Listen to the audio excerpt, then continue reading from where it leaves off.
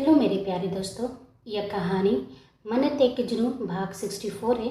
उम्मीद करती हूँ कि आपको मेरी कहानी पसंद आ रही होगी। चलिए हम इस कहानी में आगे बढ़ते हैं।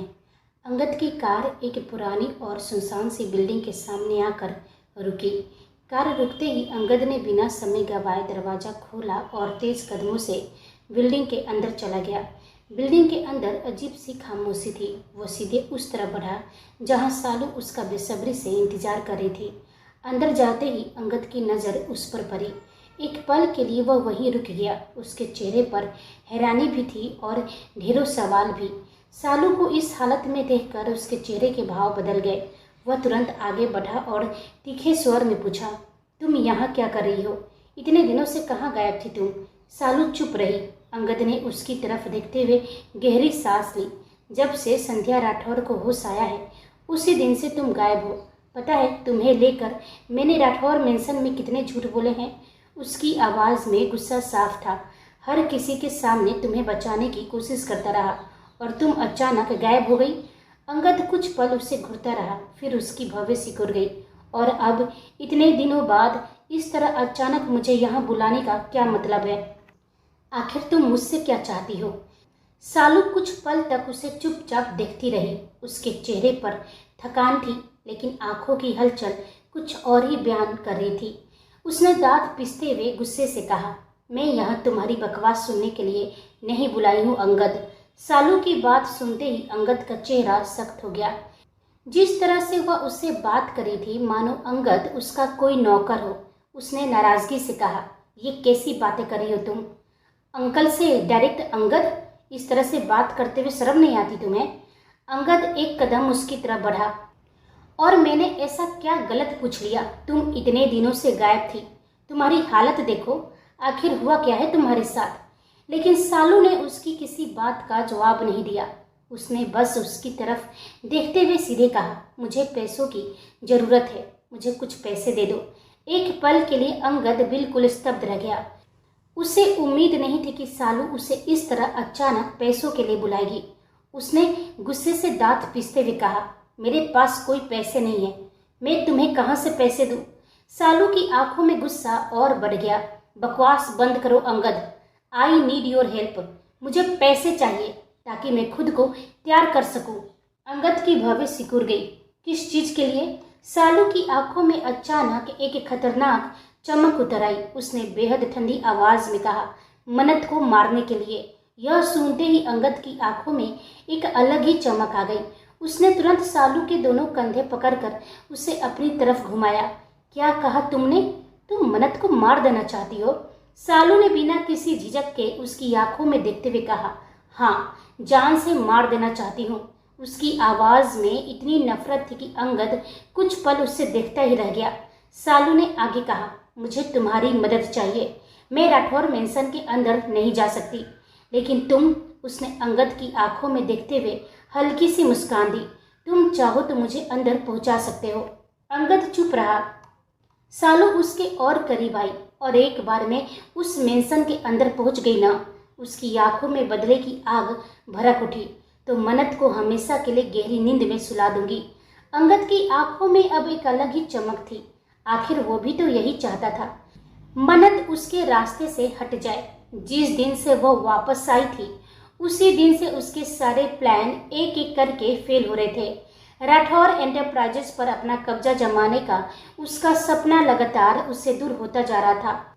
और अब सालू खुद उसके सामने मन्नत को खत्म करने की बात कर रही थी। लेकिन अंगद इतना मूर्ख नहीं था कि बिना कुछ जाने उस पर भरोसा कर ले। उसने सालू को शक भरी निगाहों से देखते हुए पूछा, वैसे तुम्हारी मन्नत से ऐसी क्या दुश्मनी है? सालू कुछ नहीं बोली। अंगद कुछ पल तक सालू को घूरता रहा। उसके चेहरे पर गुस्सा था, लेकिन इस बार उसके सवालों में बेचैनी भी साफ दिखाई दे रही थी। उसने धीमे लेकिन सख्त स्वर में कहा, एक बात मुझे अब तक समझ नहीं आई। मैं उस नकाबपोश के कहने पर तुम्हें राठौर मेंशन लेकर गया था। मैंने कभी जानने की कोशिश ही नहीं कि तुम आखिर राठौर मेंशन में किस मकसद से आई हो। मुझे बस इतना कहा गया था कि मैं तुम्हारे साथ मिलकर काम करूं और उसके बदले मुझे डोमिनियन एंटरप्राइजेस का मालिक बना दिया जाएगा। अंगद करवाहट से हंस पड़ा। लेकिन हुआ क्या? आज भी मेरे हाथ खाली है। बल्कि धीरे धीरे सब कुछ मेरे हाथों से निकलता चला गया। उसने गुस्से से अपनी मुट्ठी बिचली। मन्नत वापस भी आ गई। उसके साथ वेदांश राठौर फिर से पूरी ताकत के साथ खड़ा हो गया और अब तो आयुष भी वापस आ गया है। ऊपर से मेरी बेटी। अंगद की आंखों में एक पल के लिए गुस्सा और दर्द एक साथ उभर आया। मेरी अपनी बेटी मेरे खिलाफ खड़ी हो गई। उसने साफ साफ कह दिया कि मैं राठौर परिवार की किसी प्रॉपर्टी का लालच अपने मन में न रखूं। सोच सकती हो तुम, मेरी खुद की बेटी आज वही मुझे मेरे लालच का हिसाब सुना रही है। सालों चुपचाप उसे देखती रही। उसे अंगद की बातों में जरा भी इंटरेस्ट नहीं था। वहीं अंगद ने एक गहरी सांस ली। अगर मन्नत वापस नहीं आती तो वेदांश अपनी कंपनी और अपने साम्राज्य से इतनी दूर चला गया था कि मैं 3 साल तक आराम से सब कुछ अपने हाथ में रख सका। लेकिन उसके वापस आते ही वेदांश ने सब कुछ फिर से संभाल लिया। उसके चेहरे पर कड़वी मुस्कान आ गई और अब मैं फिर वही खड़ा हूँ जहाँ से शुरू किया था। कुछ पल की खामोशी के बाद अंगद ने सालू की तरफ सीधी नजरें कर दी। इस बार उसकी आवाज़ और भी गंभीर थी। क्या तुम सच में मन्नत को मारना चाहती हो? यह सुनते ही सालू की आंखें भयानक तरीके से गहरी हो गई। वहीं दूसरी ओर राठौर मेंशन में वेदांश अभी अभी वॉशरूम से बाहर निकला था। कमरे में इस वक्त मन्नत नहीं थी। वह मेहंदी की रस्म के लिए तैयार होने वाला था कि तभी अचानक उसका मोबाइल बज उठा। वेदांश ने तुरंत मोबाइल उठाया। स्क्रीन पर आई जानकारी देखते ही उसकी चाल रुक गई। कुछ सेकंड तक स्क्रीन पर दिखाई दे रही वीडियो को ध्यान से देखता रहा और फिर उसकी आंखों में एक रहस्यमय चमक उतर आई। जैसे जो कुछ उसने सोचा था, जो प्लान उसने बनाया था, सब कुछ ठीक उसी दिशा में आगे बढ़ रहा हो। वेदांश की उंगलियां मोबाइल पर और कस गई। उसके होठों पर धीरे धीरे एक रहस्यमयी मुस्कान उभरी। उसने बहुत धीमी आवाज में खुद से कहा, ठीक वैसे ही जैसा मैंने सोचा था। उसकी आंखों में अब कोई हैरानी नहीं थी, बल्कि एक अजीब सा सुकून था, मानो उसे पहले से पता हो कि अगली चाल कौन चलने वाला है। वेदांश ने मोबाइल स्क्रीन बंद की, फिर एक गहरी सांस लेकर अपने बालों पर हाथ फेरा और आईने में खुद को देखा। उसके चेहरे पर वही खतरनाक शांति थी। खेलो, उसने बेहद धीमी आवाज में कहा, जितना खेलना है खेलो, मुझे सब पता है, बस तुम्हें अभी पता नहीं है कि तुम किसके खेल में फंस चुके हो। इतना कहकर वेदांश ने मोबाइल अपनी जेब में रखा। उसे जरा भी अंदाजा नहीं था, ऐसा नहीं था, उसे सब पता था, बस दूसरे को यह पता नहीं था कि वेदांश को कितना कुछ पहले से पता चल चुका था। वहीं एक अंधेरे कमरे में भयानक सन्नाटा पसरा हुआ था। कमरे की हवाओं में एक अजीब सा भारीपन और खौफ घुल रहा था। बेड पर फैली उस अनजानी लड़की की सांसें डर के मारे बुरी तरह फूल रही थी। उसके चेहरे पर दर्द और बेबसी साफ झलक रही थी। वहाँ उस लड़के की नीली आंखें गजब तरीके से खूंखार और खतरनाक लग रही थी। लड़की बार बार कांपती आवाज में उसे रुकने की मिन्नतें कर रही थी, लेकिन मिस्टर एक्स के चेहरे पर जरा भी रहम का भाव नहीं था। उसकी नफरत और जुनून इस वक्त सारी हदें पार कर रहा था। जब उसका मन भर गया तो उसने एक झटके के साथ उस बेबस लड़की को धक्का देकर बेड से नीचे फर्श पर गिरा दिया। लड़के की आंखों से लगातार आंसू बह रहे थे, लेकिन डर के मारे उसके मुंह से एक शब्द भी नहीं निकला। मिस्टर एक्स ने अपनी सट संभालते हुए कड़क और खौफनाक आवाज में दहाड़ा, निकलो यहाँ से, दफा हो जाओ मेरे कमरे से। तुम सब की सब किसी काम की नहीं हो। कोई भी मुझे वो सुकून नहीं दे सकती जो मुझे चाहिए। उस बेबस लड़की के जाते ही मिस्टर एक्स ने कमरे में रखी एक वाइन की बोतल उठाकर दीवार पर दे मारी। शीशा चूर चूर हो गया और उसी टूटते शीशे के बीच उसकी बंद होती नशीली आंखों के सामने सिर्फ और सिर्फ मन्नत का खूबसूरत चेहरा घूम गया। मिस्टर एक्स के होठों पर एक बहुत ही अजीब, दीवानी और खतरनाक मुस्कान तैर गई। उसकी नीली आंखों का जुनून बढ़ता ही जा रहा था। वह हवस और दीवानेपन से भरी आवाज में खुद से बड़बड़ाया, मुझे सिर्फ और सिर्फ मन्नत चाहिए। मैं उसे अपने पास रखना चाहता हूँ, जी भर कर अपनी बाहों में भींचना चाहता हूँ। यह सोचते ही उसने अपनी नीली आंखें कसकर बंद कर ली। मानो बंद आंखों से वो मन्नत की मौजूदगी को अपने करीब महसूस कर रहा हो। उसकी सांसें तेज हो गई और वह पागलों की तरह हंसते हुए बोला, उसे मेरे पास वापस आना ही होगा। बहुत साल इंतजार किया है मैंने उसके लिए, लेकिन हर बार वो मेरे हाथों से फिसल जाती है। पर इस बार नहीं, इस बार मन्नत सिर्फ मिस्टर एक्स की होगी। वह धीरे धीरे अपनी जगह से उठा। वह सामने लगे बड़े आईने के पास जाकर खड़ा हो गया। कुछ पल तक वह खुद को आईने में देखता रहा। उसकी आंखों में एक खौफनाक चमक थी, होठों पर एक अजीब सी मुस्कान और चेहरे पर ऐसा जुनून जिसे देखकर किसी की भी रूह कांप जाए। उसने आईने में खुद को देखते हुए धीमी आवाज में कहा, मिस्टर वेदांश राठौर उर्फ द किंग, तुम्हारी मोहब्बत मेरे इस जुनून से बरी नहीं हो सकती। और याद रखना, मेरे इस जुनून में तो हद से ज्यादा पागलपन है। अब देखना यह है कि तुम्हारी उस सो कॉल्ड मोहब्बत में कितना दम है। उसकी नीली आंखों में खूंखारपन और गहरा गया। वो दांत भींचते हुए आगे बोला, और सिद्धार्थ रायचंद, अगर तुमने मेरा काम ठीक से नहीं किया ना, तो मैं तुम्हें भी रास्ते से हटा दूंगा। फिर मैं खुद सामने आऊंगा, अपनी मन्नत के सामने। यह सोचते ही कुछ दिन पहले का एक खौफनाक मंजर उसकी आंखों के सामने कौंध गया।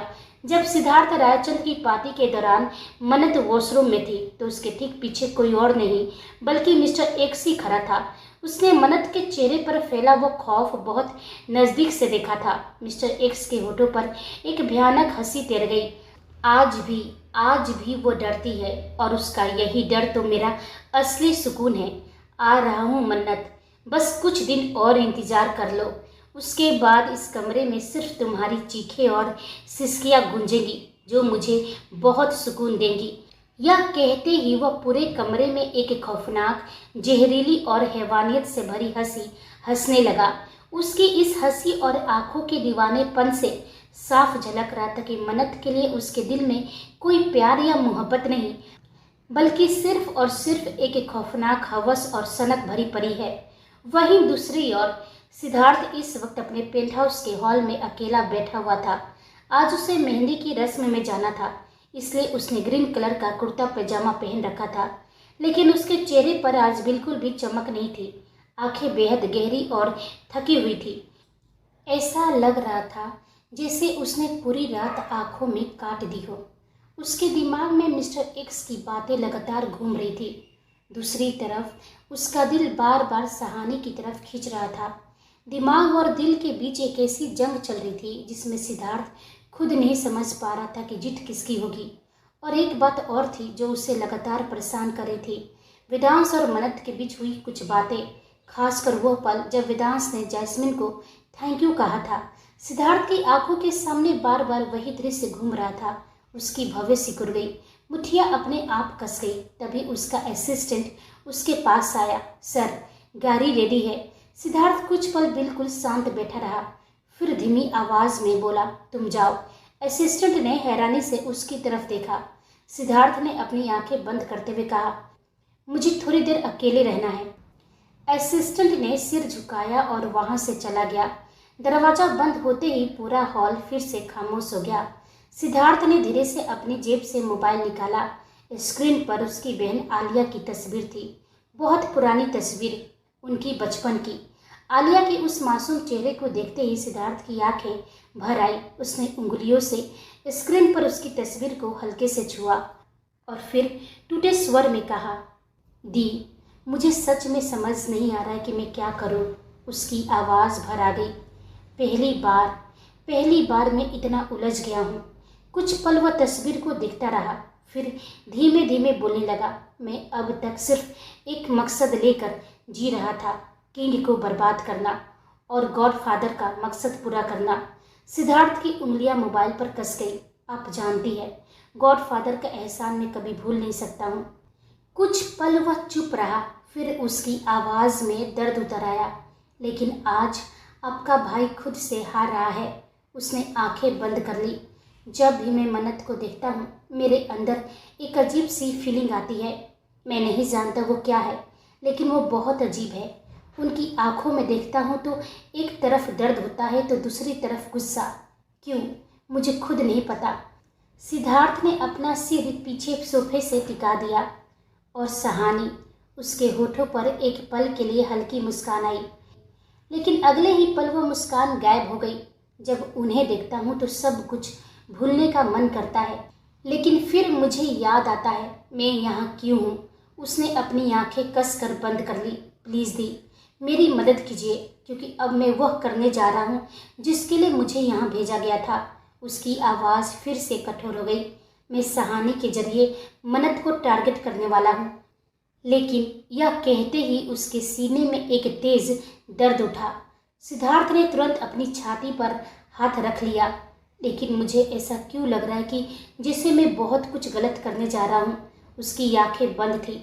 मोबाइल स्क्रीन पर अब भी आलिया की तस्वीर चमक रही थी और तभी अचानक उसे ऐसा महसूस हुआ जिसे किसी ने बिल्कुल उसके कान के पास आकर फुसफुसाया हो। सच पता करो सिर, सिर्फ सच। शायद सच पता करने से तुम्हारी उलझनें कम हो जाए। आवाज़ जैसे ही उसके कानों में दोबारा गूंजी, सिद्धार्थ ने झटके से अपनी आंखें खोल दी। उसने तुरंत चारों तरफ देखा।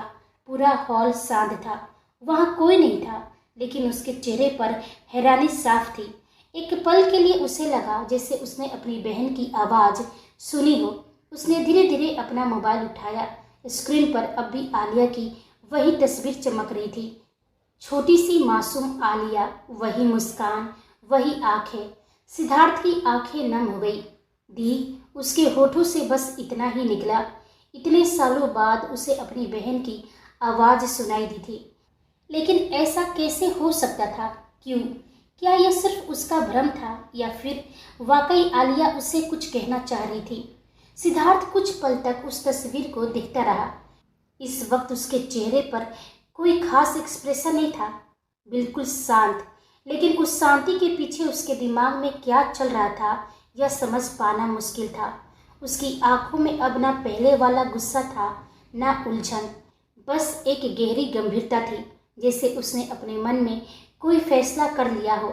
कुछ देर बाद उसने धीरे से स्क्रीन बंद की, मोबाइल अपनी जेब में रखा, फिर सोफे से उठकर खड़ा हो गया। उसकी आंखें अब पहले से कहीं ज़्यादा गहरी हो चुकी थी। उसने अपना कोट उठाया और कमरे से बाहर निकल गया। कुछ ही देर बाद उसकी गाड़ी पेंट हाउस से निकल चुकी थी। वहीं वेदांश और मन्नत के कमरे में इस वक्त एक अजीब सी मदहोशी छाई हुई थी। हवाओं में सांसों की गर्माहट और हल्की हल्की धड़कनों का शोर गूंज रहा था। दोनों के होठ आपस में उलझे हुए थे और वो एक दूसरे को बेपनाह शिद्दत से किस कर रहे थे। हर बार की तरह इस बार भी वेदांश पूरी तरह मन्नत पर हावी था। जब दोनों की सांसें भारी होने लगी तो वेदांश ने धीरे से मन्नत को खुद से थोड़ा दूर किया और उसके होठों से अपने होठ अलग किए। मन्नत घूर घूर कर और हाँफते हुए उसे देखने लगी। वहीं वेदांश ने मुस्कुराते हुए अपने अंगूठे को अपने होठों पर फेरा और शरारत से बोला, क्या जान, जब होठ इतने टेस्टी हो तो खाने का मन तो करेगा ही ना। मन्नत ने बनावटी गुस्से से अपने होठ फुला लिए और बोली, आपने मेरी सारी लिपस्टिक खराब कर दी। कितनी मुश्किल से तैयार हुई थी मैं। आपको पता है नवी कि मुझे तैयार होना कितना मुश्किल काम लगता है। जब भी मैं आपके करीब आती हूँ आपको तो बस मौका चाहिए मुझे तंग करने का। वेदांश ने मुस्कुराते हुए मन्नत की पतली कमर में अपने दोनों हाथ लपेटे और उसे झटके से अपने सीने से चिपकाते हुए कहा, तो मत लगाए कीजिए ना लिपस्टिक। आपके होठ तो बिना लिपस्टिक के भी चेरी जैसे लाल और रसीले हैं। इन्हें किसी और चीज़ की ज़रूरत नहीं है। लेकिन हाँ, मेरा जब मन करेगा मैं तो खाऊंगा और मुझे आप रोक भी नहीं सकती। पूरे 4 साल में आपसे दूर रहा हूँ जान। क्या चाहती हैं कि उन 4 सालों की भरपाई ना हो? मेरा तो जब मन करेगा अपनी जान को प्यार करूँगा, कभी आपकी मर्जी से तो कभी खुद की मर्जी से। मन्नत ने आंखें नचाते हुए कहा, अच्छा जी, तो सब आपकी मर्जी से ही होगा क्या? वेदांश ने उसकी आंखों में झांकते हुए कहा, मर्जी तो आपकी भी यही है। आपके इस खूबसूरत चेहरे से साफ हाथ दिख रही हैं। और वैसे भी जान, मैं आपके चेहरे से लेकर आपके दिल और जिस्म की हर सांस को पढ़ सकता हूँ। मन्नत का चेहरा शर्म से लाल हो गया। उसने उसकी छाती पर धीरे से मुक्का मारा और बोली, बस बस, जब देखो तब मक्खन लगाते रहते हैं। चलिए। वह वेदांश का हाथ पकड़कर बोली, चलिए अब, नीचे मेहंदी की रस्म के लिए सब रेडी हो गए हैं। मैं चाहती हूँ कि मुझे पहली मेहंदी आप ही लगाए और डिज़ाइन भी आप ही बनाएं। हालांकि मुझे बहुत अच्छे से पता है कि आपकी ड्राइंग बहुत ख़राब है, लेकिन फिर भी आप जो भी डिज़ाइन मेरे हाथ में बनाएंगे ना, वही मेरे लिए दुनिया का सबसे बेस्ट डिज़ाइन होगा। वेदांश ने मन्नत की इस मासूमियत पर मुस्कुराते हुए उसके दोनों हाथों को अपने होठों से लगा लिया और दिलकश आवाज़ में बोला, बेशक जान, और वैसे भी मैं आपके इन खूबसूरत हाथों को किसी और को क्यों छूने दूँ? जब आपकी खिदमत में आपका यह गुलाम हाजिर है, तो आपका यह गुलाम ही अपने हाथों से अपनी जान की हथेलियों पर मेहंदी का रंग सजाएगा। मन्नत के चेहरे पर एक बेहद खूबसूरत मुस्कान खिल उठी और दोनों मुस्कुराते हुए एक दूसरे का हाथ थामे कमरे से बाहर निकल गए। शाम का वक्त था। आज राठौर मेंशन में जैस्मिन की मेहंदी की रस्म थी। सुबह से ही पूरे घर में तैयारियां चल रही थी और अब आखिरकार वह खूबसूरत शाम आ चुकी थी जिसका सभी को बेसब्री से इंतजार था। पूरा गार्डन एरिया हरे और सुनहरे रंग की सजावट से जगमगा रहा था। चारों तरफ फूलों की लड़ियाँ, छोटी छोटी रोशनियाँ, मेहंदी की खूबसूरत स्टॉल और बीचों बीच जैस्मिन के लिए सजाया गया एक खूबसूरत सा झूला। धीरे धीरे घर के सभी लोग तैयार होकर गार्डन में आने लगे। आज लगभग सभी ने ग्रीन रंग को अपने पहनावे का हिस्सा बनाया था। सभी लड़कियां अपने अपने हाथों में मेहंदी लगवा रही थी। पूरे गार्डन में हंसी मजाक और खुशियों का माहौल था, लेकिन इस वक्त वेदांश बड़े प्यार से मन्नत के हाथों पर खुद मेहंदी लगा रहा था। मन्नत बार बार उसे देख रही थी और उसके चेहरे पर हल्की सी मुस्कान थी। वहीं पंखुड़ी के हाथों में कबीर मेहंदी लगा रहा था। जैस्मिन के हाथों में पहले ही मेहंदी लग चुकी थी और वह अब अपने हाथों की खूबसूरत डिजाइन देखकर खुश हो रही थी। वहीं सहानी कुछ दूरी पर बैठी थी, अमृता को देखकर मुस्कुरा रही थी। तभी मानो धीरे धीरे सहानी के पास आया। उसके हाथ में मेहंदी का कोन था। उसने मुस्कुराते हुए कहा, मिस सहानी, लाइए, आपके हाथों में सबसे पहले मेहंदी मैं ही लगा देता हूँ। यह सुनते ही सहानी का दिल धक से रह गया। एक पल के लिए वह बिल्कुल शांत हो गई। उसकी उंगलियां अनजाने में आपस में कस गई। वह कुछ कहने ही वाली थी कि उसकी नज़र अचानक सामने खड़े सिद्धार्थ पर पड़ी। वही सिद्धार्थ की नज़रें शुरू से ही हर बार सहानी पर जा रही थी और जैसे उसने मानो की बात सुनी, उसकी आंखों में अचानक एक अलग ही चमक उतर आई। मानो सहानी के हाथ में मेहंदी लगाने वाला था और यह बात सिद्धार्थ को बिल्कुल पसंद नहीं आई। उसके चेहरे पर कोई खास भाव नहीं था, लेकिन उसकी आंखें सब कुछ कह रही थी। भला मानो सहानी के हाथ में मेहंदी कैसे लगा सकता था, और उससे भी बड़ा सवाल, सिद्धार्थ उसे ऐसा करने कैसे दे सकता था। वहीं सहानी भी समझ नहीं पा रही थी कि वो क्या करे। मानो से उसका रिश्ता तय हो चुका था, उसे यह रिश्ता निभाना था, लेकिन उसका दिल वह तो कहीं और ही अटक चुका था। उसका दिल चाहता था कि उसके हाथों में मेहंदी सिद्धार्थ लगाए, लेकिन अगले ही पल उसने अपने ही विचारों को झटक दिया। नहीं, ये गलत है, उसने मन ही मन खुद को समझाया। मेरा रिश्ता तय हो चुका है, मुझे सिद्धार्थ के बारे में इस तरह नहीं सोचना चाहिए। उसने खुद को संभाला और धीरे से कहा, ठीक है, लाइए। मानव के चेहरे पर मुस्कान आ गई। उसने सहानी का हाथ पकड़ने के लिए अपना हाथ आगे बढ़ाया, लेकिन उसी वक्त एक मेहंदी वाली अचानक वहां आ गई। सर, एक मिनट। मानो रुक गया। मेहंदी वाली ने उसके हाथ में मौजूद मेहंदी के कोन को देखा और फिर बोली, पहले मुझे इसे चेक करने दीजिए। मानो ने हैरानी से पूछा, क्यों? मेहंदी वाली ने थोड़ी झिझकते हुए कहा, वो क्या है ना सर, कुछ मेहंदी खराब हो गई थी और कुछ अच्छी थी, गलती से दोनों आपस में मिक्स हो गई थी। बाकी सारी मेहंदी हमने पहले ही चेक कर ली है। उसने हाथ बढ़ाते हुए कहा, बस आपकी वाली भी एक बार चेक कर लेते हैं। मानो ने मेहंदी का कोन उसकी तरफ बढ़ा दिया, लेकिन दूर खड़ा सिद्धार्थ अब भी सहानी को ही देख रहा था। उसकी आंखों में एक अजीब सी बेचैनी थी और सहानी, वो भी चोरी चोरी उसी की तरफ देख रही थी। दोनों की नजरें एक पल के लिए मिली। सहानी की धड़कन तेज हो गई। उसे खुद समझ नहीं आ रहा था कि उसे मानव के हाथ से लगने वाली मेहंदी की चिंता हो रही थी या सिद्धार्थ की आंखों में दिखाई दे रही उस बेचैनी की। वहीं मेहंदी वाली ने मानव के हाथ से मेहंदी का कोन लिया और उसे ध्यान से देखने लगी। उसने मेहंदी को थोड़ा सा अपनी उंगलियों पर लेकर देखा और फिर उसकी खुशबू सूंघी। हाँ, ये वाली ठीक है। मानव ने राहत की सांस ली। तो लगा दीजिए। वो फिर से सहानी की तरफ बढ़ा, लेकिन तभी सिद्धार्थ की आंखें और भी सिकुड़ गई। वो दूर खड़ा सब कुछ देख रहा था। उसके चेहरे पर कोई भाव नहीं था, लेकिन उसकी उंगलियां अनजाने में मुट्ठी में बदल चुकी थी। वहीं मानव बेखबर मुस्कुराते हुए सहानी के सामने बैठ गया। चलिए मिस सहानी, हाथ दीजिए। सहानी ने धीरे से अपना हाथ आगे बढ़ाया, मानो जैसे ही उसका हाथ पकड़ने वाला था तभी पीछे से किसी की आवाज़ आई, मेहंदी ऐसे नहीं लगाई जाती। सबकी नजरें एक साथ उस तरफ घूम गई। सिद्धार्थ आगे बढ़ रहा था। सहानी की सांस जैसे उसी पल अटक गई। मानो ने भव्य सिकुड़कर उसे देखा। क्या मतलब? सिद्धार्थ बिल्कुल शांत आवाज में बोला, अगर पहली बार किसी के हाथ पर मेहंदी लगा रहे हैं तो कम से कम सही तरीके से लगानी चाहिए। मानव हल्का सा मुस्कुराया, मुझे लगता है मैं संभाल लूंगा। सिद्धार्थ की आंखें उसकी आंखों में टिक गई। मुझे नहीं लगता। सहानी दोनों को देखने लगी। उसे समझ नहीं आ रहा था कि अचानक दोनों के बीच कैसी तानातनी शुरू हो गई।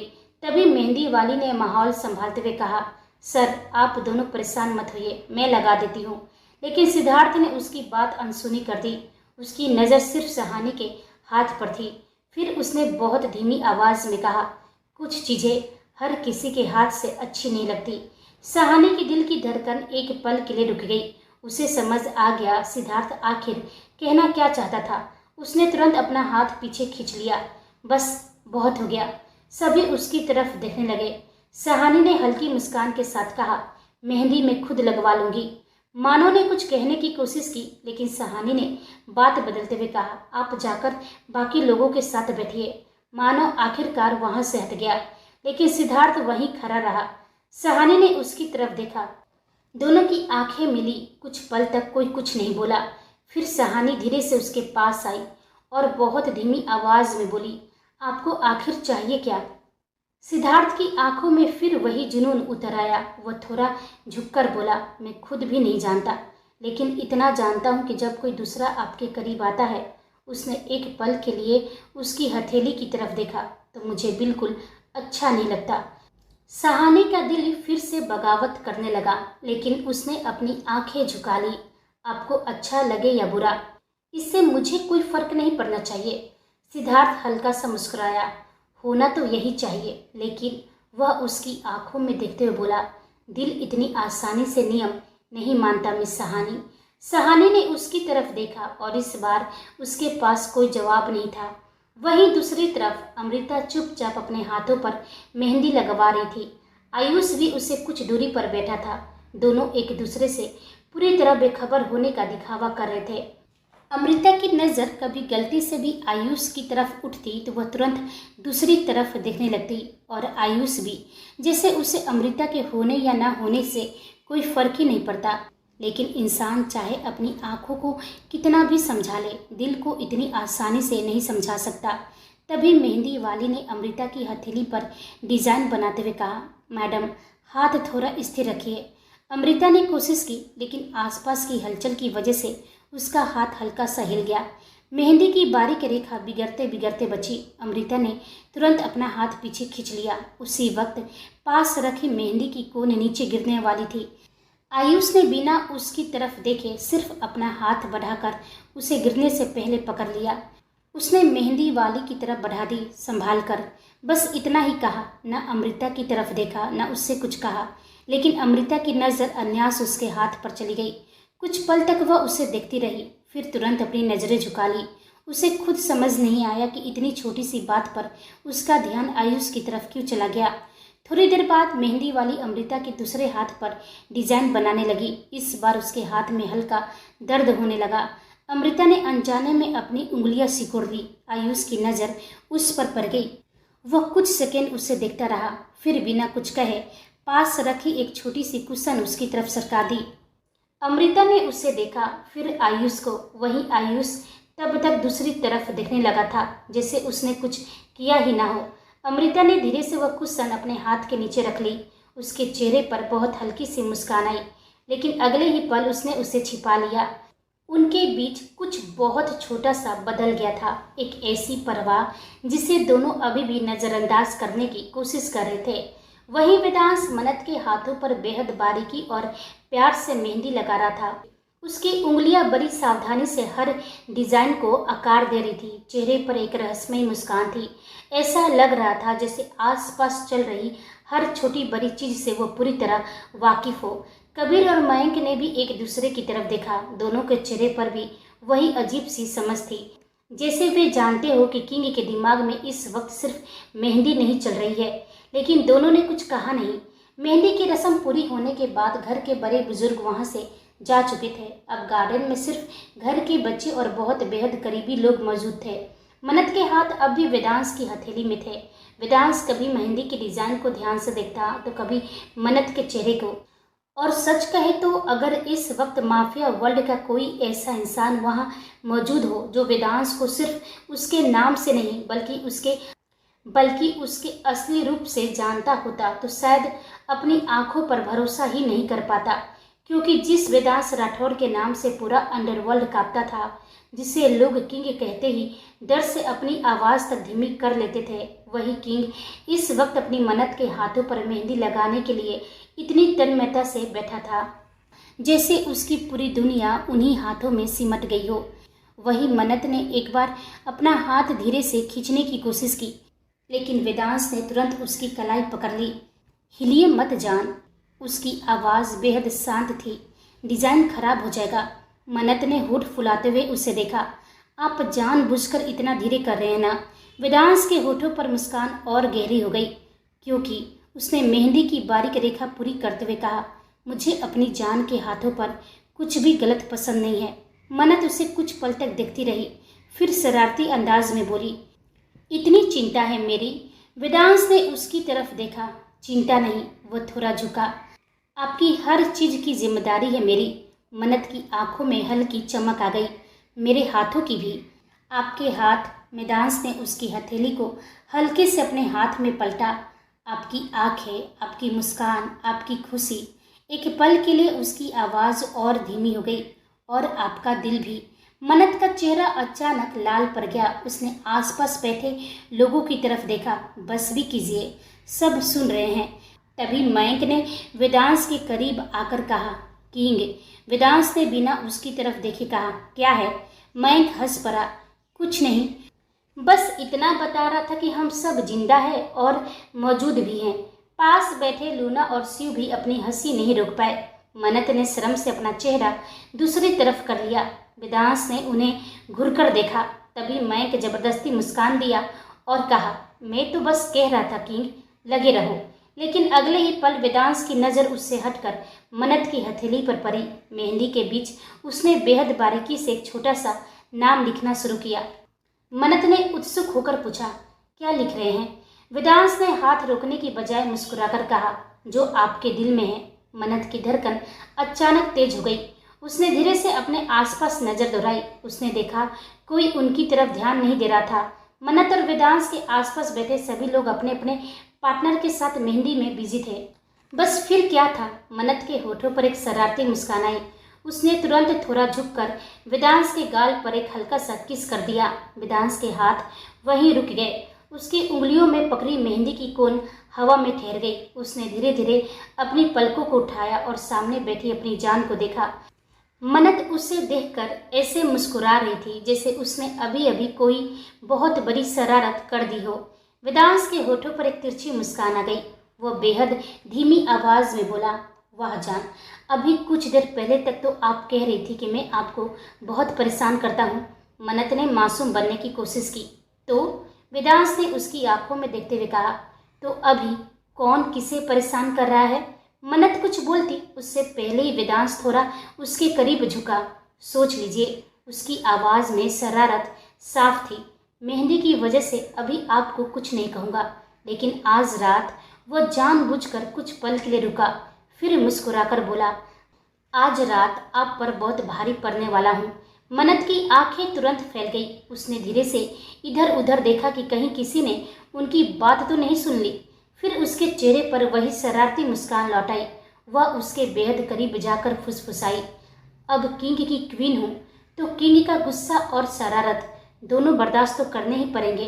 वेदांश उसकी बात सुनकर हल्का सा हंस दिया। मन्नत के चेहरे पर आई वह शरारती मुस्कान देखकर वह और करीब झुका। उसकी आंखों में वही चुनौती उतर आई। तो फिर आज एक कंपटीशन कर ही लेते हैं। मन्नत ने भवें उठाई। कैसी कंपटीशन? वेदांश की मुस्कान और गहरी हो गई। देखते हैं आज रात कौन किस पर भारी पड़ता है। मन्नत का चेहरा पल भर में लाल हो गया। उसने तुरंत अपना चेहरा दूसरी तरफ कर लिया। आप भी ना। वेदांश मुस्कुराते हुए फिर से उसकी हथेली पर मेहंदी लगाने लगा, लेकिन उसकी आंखों की शरारत अब भी साफ बता रही थी कि यह कंपटीशन उसके दिमाग से इतनी आसानी से निकलने वाला नहीं था। वहीं दूसरी तरफ कबीर भी पंखुड़ी के हाथों पर बेहद प्यार और ध्यान से मेहंदी लगा रहा था। पंखुड़ी चुपचाप उसे देख रही थी। कितना खूबसूरत पल था। कितने समय बाद तो उसे कबीर के साथ इस तरह सुकून से बैठने का मौका मिला था। ना कोई काम, ना कोई जिम्मेदारी, बस वह और उसका कबीर। तभी कबीर ने उसकी तरफ गहरी नज़रों से देखते हुए कहा, देखिएगा वाइफी, आपके हाथ पर जो मेहंदी का रंग चढ़ेगा ना, वो मेरे प्यार और मेरे जुनून की कहानी कहेगा। पंखुड़ी ने अपने हाथ को थोड़ा सा आगे करते हुए मुस्कुराकर कहा, उसके लिए मुझे किसी मेहंदी के रंग की जरूरत नहीं है। आपका प्यार और आपका जुनून मुझे तो वैसे भी आपकी आंखों में दिखाई देता है। कबीर कुछ पल उसे देखता रह गया, फिर उसके चेहरे पर एक बेहद प्यार भरी मुस्कान आ गई। लेकिन उन दोनों की इस रोमांटिक बातचीत को कोई और भी सुन रहा था। अचानक वहां कुहू आ गई। उसने दोनों को देखा, फिर अपने छोटे से मुंह को फुला लिया। साफ दिखाई दे रहा था कि उसे बिल्कुल अच्छा नहीं लग रहा था कि उसके मॉम डैड एक दूसरे में इतने खोए हुए हैं और कोई उस पर ध्यान नहीं दे रहा है। पंखुड़ी की नज़र जैसे ही कुहू पर पड़ी, उसके चेहरे पर तुरंत मुस्कान आ गई। ओ मेरी प्रिंसेस, आप हमेशा कहाँ रहती हैं? कुहू ने कोई जवाब नहीं दिया, बस अपने दोनों छोटे छोटे हाथ आगे कर दिए। उसकी मासूम आंखें सीधे कबीर की तरफ थी, जैसे साफ कह रही हो, सिर्फ मॉम को ही मेहंदी क्यों लगा रहे हो, मुझे भी लगाओ। कबीर उसकी मासूमियत देखकर हंस पड़ा। ओह, तो मेरी प्रिंसेस को भी मेहंदी चाहिए? कुहू ने तुरंत सिर हिला दिया। पंखुड़ी खिलखिला उठी। देखा, आपके बिना तो मैं के चाचू की मेहंदी की रस्म भी अधूरी है। कबीर ने प्यार से कुहू का हाथ अपने हाथ में लिया, लेकिन तभी उसकी नज़र अनजाने में सामने चली गई। मन्नत भी कुहू को ही देख रही थी। उसकी आंखों में बच्चों के लिए वही पुराना प्यार और अपनापन था। वेदांश ने मन्नत की नज़र का पीछा किया। उसने कुहू को देखा और फिर मन्नत को, और उसके होठों पर अपने आप एक हल्की सी मुस्कान आ गई। वह जानता था मन्नत को हमेशा से बच्चों से बेहद प्यार रहा है। बच्चों की मासूमियत उसके दिल को हमेशा छू जाती थी। मन्नत ने दूर से ही कुहू को देखकर प्यार से मुस्कुराया। कुहू ने भी अपनी छोटी सी हथेली हिलाई। मन्नत ने तुरंत हाथ से उसे अपने पास आने का इशारा किया। कुहू की आंखें चमक उठी। वह तुरंत पंखुड़ी का हाथ छोड़कर मन्नत की तरफ भागने लगी और उसे देखते ही मन्नत ने अपनी बाहें उसके लिए खोल दी। वेदांश बस उन दोनों को देखता रहा। उसकी आंखों में अचानक एक बेहद सुकून उतर आया। उसे अपनी मन्नत का यह रूप सबसे ज़्यादा पसंद था, क्योंकि दुनिया चाहे उसे किंग कहे, लेकिन वेदांश के लिए मन्नत हमेशा वही लड़की थी जिसके दिल में अपने लोगों के लिए बेहिसाब प्यार था। वहीं सहानी इस वक्त राठौर मेंशन के एक कॉर्नर साइड में बैठी थी, जहां इस समय कोई भी आता जाता नहीं था। उसके सामने सिद्धार्थ था और वो बेहद ध्यान से सहानी के हाथ पर मेहंदी लगा रहा था। लेकिन अचानक उसका हाथ रुक गया। उसने धीरे से नजर उठाकर सहानी के चेहरे की तरफ देखा। सहानी की आंखें आंसुओं से भरी हुई थी। एक पल के लिए सिद्धार्थ बस उसे देखता रह गया। फिर उसने बेहद प्यार से अपना हाथ बढ़ाया और उसकी आंखों से आंसू पोंछते हुए पूछा, आप रो क्यों रही हैं? सहानी ने तुरंत अपना हाथ झटक दिया। उसकी आवाज़ में गुस्सा भी था और दर्द भी। क्यों कर रहे हैं आप ये सब? मुझे अब तक समझ नहीं आ रहा कि क्यों कल आपने मेरे साथ इतनी ज़बरदस्ती की, मुझे ज़बरदस्ती हल्दी लगाई, मुझे किस किया और अब आज मेहंदी लगाने चले आए। उसकी आंखों में आंसू फिर भर आए। मत भूलिए, मेरा रिश्ता मानो से तय हो चुका है। फिर मेरे पास आने की वजह क्या है आपकी? सिद्धार्थ कुछ पल बिल्कुल चुप रहा। उसकी आंखें गहरी होती चली गई, जिससे उसके भीतर दबे सारे सवाल, सारी बेचैनी और सारी भावनाएं एक साथ बाहर आने के लिए बेताब हो। अगले ही पल उसने सहानी की कलाई थाम ली और उसे हल्के से अपनी तरफ खींचते हुए उसकी आंखों में देखने लगा। उसकी आवाज़ बेहद धीमी थी। आपको नहीं समझ में आ रहा है, नहीं दिख रहा है मेरी आंखों में? सहानी कुछ पल उसकी आंखों में देखती रही और इस बार वो झूठ नहीं बोल सकती थी। हाँ, उसे दिख रहा था। सिद्धार्थ की आंखों में उसके लिए परवाह थी, जुनून था और वो मोहब्बत भी, जिसे वो देखना ही नहीं चाहती थी। सहानी ने कसकर अपनी आंखें बंद कर ली। उसने गहरी सांस ली और दर्द भरी आवाज़ में बोली, अब इन सब का कोई फायदा नहीं है। जब आपको मेरी इतनी परवाह थी, जब आपके दिल में मेरे लिए फीलिंग्स थी, तब जब मेरे भाई ने मेरा रिश्ता मानव से तय किया था, आप खामोश क्यों थे? क्यों नहीं आपने मेरे भाई से मेरा हाथ मांगा? उसकी आवाज़ कांपने लगी। और आज आज जब सब कुछ ठीक चल रहा है, जब मेरा रिश्ता किसी और के साथ तय हो चुका है, तब आप मेरे पास आकर कह रहे हैं कि आपकी आंखों में सब कुछ दिखाई देता है। सहानी ने अपनी आंखों में आए आंसू रोकने की कोशिश की। मुझे कुछ नहीं देखना, मुझे कुछ नहीं समझना। सिद्धार्थ की पकड़ उसकी कलाई पर थोड़ी कस गई, लेकिन उसके चेहरे पर गुस्सा नहीं था, सिर्फ दर्द था। उसने धीमी आवाज में कहा, हाँ, मैं बात नहीं कर पाया क्योंकि उस वक्त मैं खुद अपनी फीलिंग से लड़ रहा था। मैं खुद नहीं समझ पा रहा था कि मुझे आपसे। वह अचानक चुप हो गया। सहानी के चेहरे पर एक बेहद फीकी सी मुस्कान आ गई। वह उसकी आंखों में देखते हुए बोली, अब भी आप मानने के लिए रेडी नहीं है अपनी फीलिंग्स को? तो फिर मेरे करीब आने की ज़रूरत नहीं है। उसकी आवाज़ टूटने लगी। मैं फिर से अपना दिल टूटते हुए नहीं देख सकती। मिस्टर सिद्धार्थ रायचंद, बहुत मुश्किल से खुद को संभाला है, बहुत मुश्किल से अपने पुराने दर्द से बाहर आई हूँ। मैं फिर से किसी झूठे रिश्ते में नहीं पड़ सकती। ये कहते हुए उसकी आंखों में अपने अतीत का दर्द साफ दिखाई दे रहा था। वह जानती थी दिल को दोबारा किसी के हवाले करना कितना मुश्किल होता है। कितनी मुश्किल से उसने खुद को संभाला था, लेकिन दिल तो आखिर दिल होता है। जब कोई थोड़ा सा प्यार दिखाता है, थोड़ी सी परवाह करता है, तो वह ना चाहकर भी पिघलने लगता है। सिद्धार्थ ने उसकी आंखों में वही दर्द देखा। इस बार उसकी आवाज़ में कोई झिझक नहीं थी। उसने बेहद गंभीरता से कहा, मुझे अपनी फीलिंग्स एक्सेप्ट करने में डर नहीं है। सहानी की सांस जैसे एक पल के लिए रुक गई। सिद्धार्थ ने उसकी आंखों में देखते हुए कहा, हाँ, मुझे आपसे मोहब्बत हो गई है। सहानी बस उसे देखती रह गई। उसकी धड़कनें अचानक तेज हो गई थी। सिद्धार्थ ने आगे कहा, मैं जानता हूँ आप एक बार रिश्ते में दर्द झेल चुकी हैं, उस दर्द से गुजर चुकी हैं, लेकिन इसका मतलब ये नहीं कि मैं भी आपके साथ वही सब करूँगा।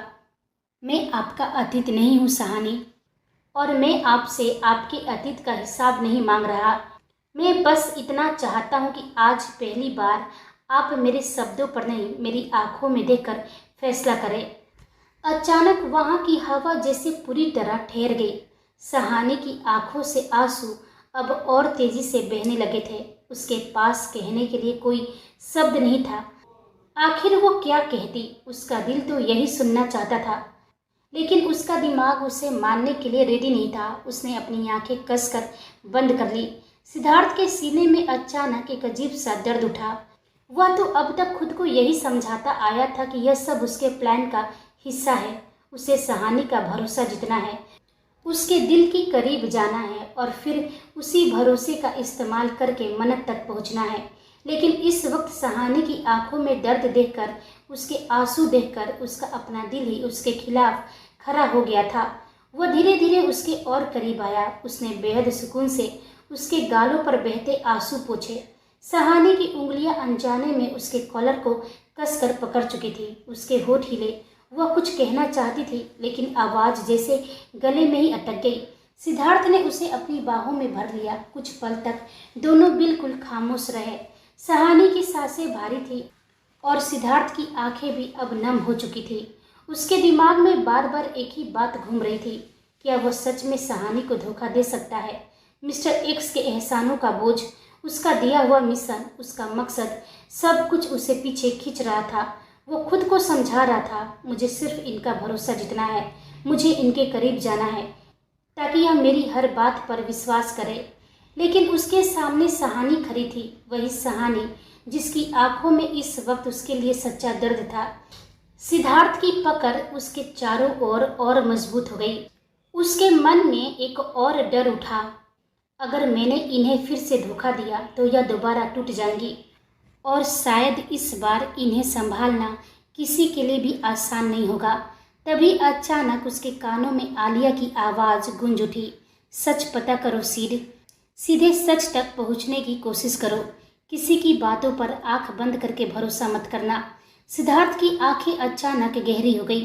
अगले ही पल उसने धीरे से सहानी को खुद से अलग किया। सहानी ने अपनी झुकी हुई नजरें उठाई। सिद्धार्थ कुछ पल उसे देखता रहा, फिर बेहद गंभीर आवाज में पूछा, अगर वह एक पल के लिए रुका, अगर मैं आपके भाई से आपका हाथ मांगूं तो क्या आप मेरे साथ खड़ी रहेंगी? सहानी की आंखें हैरानी से फैल गई। वह कुछ पल तक उसे बस देखती रही। यह कैसे संभव था? उसका भाई पूरी दुनिया के सामने उसके और मानव के रिश्ते का ऐलान कर चुका था और सहानी अपने भाई को जानती थी। वह अपने फैसले से पीछे नहीं हटता था, चाहे परिस्थितियां कितनी भी बदल जाए। वेदांश का लिया हुआ फैसला वेदांश का फैसला ही रहता था। सहानी के चेहरे पर हल्की सी दर्द भरी मुस्कान आई। उसने धीमे से सिर हिलाया। पॉसिबल ही नहीं है सिद्धार्थ, यहीं रोक दीजिए सब कुछ। उसकी आंखों में फिर आंसू भर आए। मैं दोबारा उस दर्द से नहीं गुजर सकती। मैं फिर से अपना दिल टूटते हुए नहीं देख सकती। सिद्धार्थ ने धीरे से अपनी हथेली उसके चेहरे पर रख दी। उसकी आंखों में इस बार कोई चाल नहीं था, सिर्फ एक सवाल था। भरोसा कीजिए, बस एक बात का जवाब दीजिए। सहानी चुप रही। सिद्धार्थ ने उसकी आंखों में देखते हुए कहा, अगर मेरा प्यार सच्चा रहा, अगर मैं आपके लिए पूरी दुनिया के सामने खड़ा हुआ, अगर मैंने सबके खिलाफ जाकर आपका हाथ मांगा। वह थोड़ा रुका, फिर बेहद धीमी आवाज़ में बोला, तो क्या आप मेरे साथ खड़ी रहेंगी? वैसे ही जैसे आपकी भाभी मन्नत हमेशा आपके भाई वेदांश के साथ खड़ी रहती हैं। सहानी की आंखों से एक और आंसू निकलकर उसके गाल पर ठहर गया। वह कुछ बोल ही नहीं पाई। उसके चेहरे पर एक हल्की सी मुस्कान आई। उसने सिद्धार्थ की आंखों में देखते हुए कहा, अगर आप मेरे भाई की तरह मोहब्बत कर सकते हैं जैसे वो अपनी मन्नत से करते हैं, तो बेशक मैं आपके साथ खड़ी रहूंगी। फिर उसके चेहरे पर एक फीकी सी मुस्कान आ गई। लेकिन ये पॉसिबल ही नहीं है। सिद्धार्थ की भवें हल्की सी सिकुड़ गई। सहानी ने बेहद विश्वास के साथ कहा, मेरा भाई वेदांश राठौड़ की तरह कोई भी मोहब्बत नहीं कर सकता। अपनी मन्नत को जिस तरह का प्यार मेरे भाई ने किया है, वैसी मोहब्बत शायद दोबारा इस धरती पर कभी देखने को नहीं मिलेगी। मोहब्बत तो बहुत लोग करते हैं सिद्धार्थ, लेकिन मेरा भाई अपनी मन्नत की इबादत करता है। उसकी आंखों में चमक बढ़ती जा रही थी। उनका प्यार जुनून से भरा हुआ है, लेकिन उस जुनून में मन्नत को दर्द देने की चाहत नहीं, सिर्फ उसे राहत देने की चाहत है, उसे खुश देखने की चाहत है, उसकी हर तकलीफ अपने ऊपर लेने की चाहत है। सिद्धार्थ चुपचाप उसकी आंखों में देख रहा था। वहाँ उसे अपने भाई और भाभी के लिए सिर्फ गर्व दिखाई दे रहा था।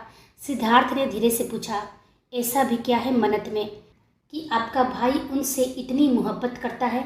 सहानी कुछ पल शांत रही, फिर उसने खुद को थोड़ा पीछे किया और धीमी आवाज़ में बोली, आप उनके बारे में कुछ नहीं जानते।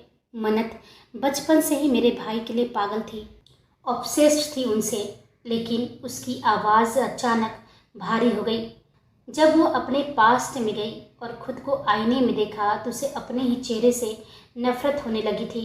सहानी ने धीरे से अपनी आंखें झुका ली। कितनी तकलीफ दी थी हमने उसे, कियारा और अमृता के साथ मिलकर। उसका रोता हुआ चेहरा, उसकी वो आंखें जो हमसे पूछती थी, तुम लोग मुझसे इतनी नफरत क्यों करती हो? सहानी ने कसकर अपनी आंखें बंद कर ली। उसके चेहरे पर पछतावा साफ दिखाई दे रहा था।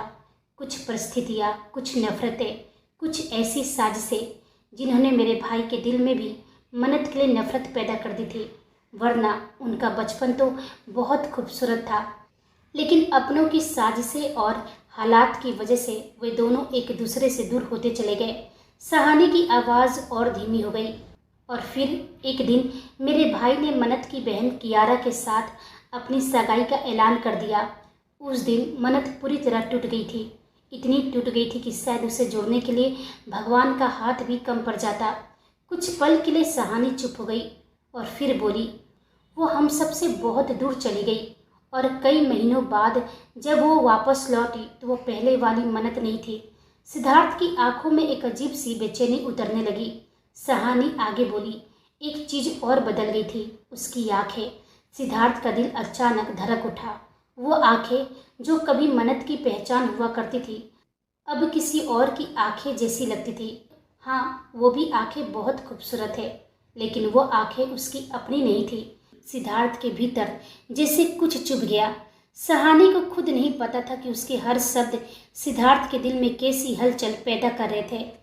फिर भी हम सब ने उसे नहीं समझा, लेकिन मेरे भाई ने कुछ महसूस कर लिया था। उन्हें कुछ गलत लगा। और फिर ऐसा प्यार का तूफान आया कि मेरे भाई ने खुद को उसमें डुबो दिया। उन्होंने मन्नत के लिए खुद को बदल दिया, अपने नियम बदले, अपनी आदतें बदली और उसे पाने के लिए जो कुछ संभव था उन्होंने सब किया। सहानी की आंखों में फिर नमी आ गई और एक दिन हमें पता चला कि उन महीनों में मन्नत कहाँ थी। उसने बताया कि उसे किडनैप कर लिया गया था।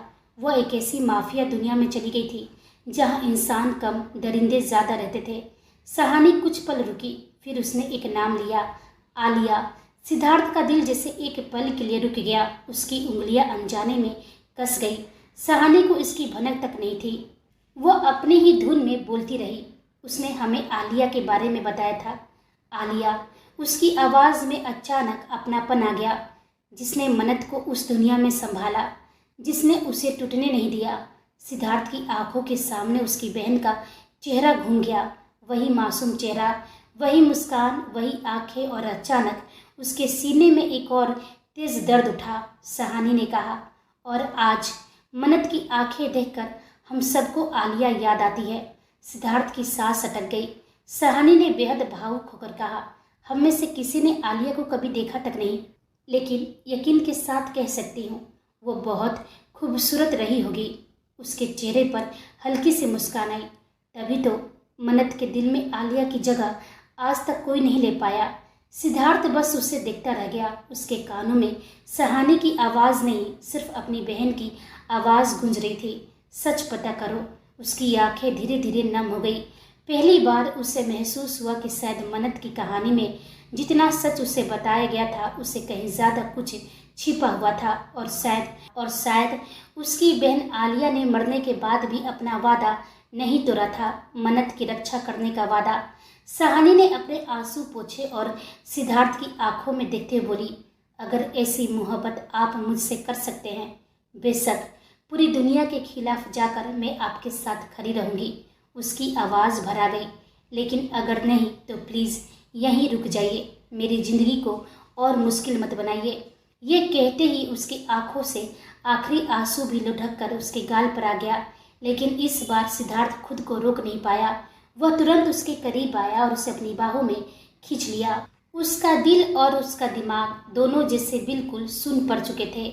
वह कुछ कहना चाहता था, बहुत कुछ कहना चाहता था, लेकिन उसके होठ हल्के से खुले रहने के बावजूद एक भी शब्द बाहर नहीं निकल पाया। कुछ पल तक वह बस सहानी को अपनी बाहों में थामे रहा, फिर किसी तरह खुद को संभाला। उसने धीरे से उसके माथे पर अपने होठ रखे और बेहद गंभीर आवाज़ में बोला, तैयार हो जाइए। सहानी ने धीरे से उसकी तरफ देखा। सिद्धार्थ की आंखों में इस वक्त अजीब सा विश्वास था। मैं मानता हूँ कि शायद मैं आपके भाई वेदांश राठौर की तरह मोहब्बत नहीं कर पाऊंगा, लेकिन मैं आपसे एक वादा जरूर करता हूँ। उसने सहानी की आंखों में देखते हुए कहा, मेरी मोहब्बत में आपके लिए कभी कोई कमी नहीं रहेगी। सहानी की सांसें जैसे थम गई। सिद्धार्थ ने उसकी मेहंदी लगे हाथ की तरफ देखा, फिर हल्की सी मुस्कान के साथ बोला, बाकी मेहंदी का रंग चढ़ने दीजिए, तब आपको खुद पता चल जाएगा कि मेरी मोहब्बत कितनी गहरी है। इतना कहकर वह बिना कुछ और कहे तेज कदमों से वहां से निकल गया। सहानी बस उसे जाते हुए देखती रह गई। कुछ पल तक उसकी आंखें उसी दिशा में टिकी रही। फिर धीरे से उसने अपनी हथेली की तरफ देखा। मेहंदी अभी गीली थी, लेकिन उसके बीचों बीच रंग धीरे धीरे गहरा होने लगा था। सहानी की उंगलियां हल्की सी कांपी। उसके चेहरे पर अनजाने में एक छोटी सी मुस्कान आ गई। क्या सच में मेहंदी का रंग मोहब्बत की गहराई बता सकता था, या आज पहली बार उसकी हथेली पर सिर्फ मेहंदी नहीं बल्कि किसी की मोहब्बत भी अपना रंग छोड़ने वाली थी। समुद्र की लहरों में आज एक अजीब सा तूफान था। रात गहरी हो चुकी थी। चारों तरफ अंधेरा फैला हुआ था और समुद्र की तेज लहरें बार बार किनारे से टकराकर एक खौफनाक आवाज़ पैदा कर रही थी। तभी एक काली कार आकर समुद्र के किनारे रुकी। दरवाजा खुला और सिद्धार्थ तेज कदमों से बाहर निकला। उसके चेहरे पर बेचैनी साफ दिखाई दे रही थी। वह बिना किसी तरफ देखे सीधे समुद्र के किनारे चला गया। कुछ दूरी पर वेदांश पहले से ही खड़ा था, दोनों हाथ अपनी जेबों में डाले हुए, चेहरा हमेशा की तरह शांत, गंभीर और रहस्यमयी। ऐसा लग रहा था जैसे समुद्र के इस तूफान का उसकी शांति पर कोई असर ही नहीं हो रहा था। सिद्धार्थ धीरे धीरे उसके करीब पहुंचा, लेकिन वेदांश से कुछ दूरी पर जाकर रुक गया। उसकी सांसें अब भी तेज चल रही थी। वह बस वेदांश की पीठ को घूरता रहा। तभी समुद्र की एक तेज लहर किनारे से टकराई। उसकी आवाज़ हवा के साथ दूर तक फैल गई। वेदांश के बाल हवा से हल्के से उड़ने लगे। कुछ पल तक वह बिल्कुल स्थिर खड़ा रहा। फिर धीरे धीरे उसने अपनी गर्दन घुमाई और पलटकर सिद्धार्थ की तरफ देखा। वहीं सिद्धार्थ की गहरी आंखें सीधे उसकी आंखों से जा टकराई। दोनों के बीच कुछ दूरी था, लेकिन उस वक्त ऐसा लग रहा था जैसे उनके बीच कोई दूरी बची ही नहीं। दोनों बस एक दूसरे को देखते रहे। ना कोई सवाल, ना कोई जवाब, सिर्फ समुद्र की आवाज़ और उनके बीच पसरा हुआ एक अजीब सा सन्नाटा।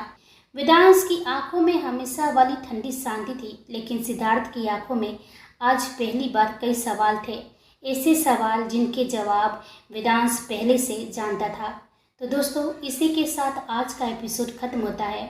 कहानी कैसी लगी कमेंट बॉक्स में अपनी राय जरूर दीजिए, और यदि कहानी पसंद आई हो तो वीडियो को लाइक करें, दोस्तों के साथ शेयर करें, और यदि आप हमारे चैनल पर नए हैं तो चैनल को सब्सक्राइब करना बिल्कुल ना भूलें। तो मिलते हैं अगले एपिसोड में। तब तक आप अपना और अपनों का ख्याल रखिए, और आप सभी को मेरी कहानी सुनने के लिए तहे दिल से धन्यवाद।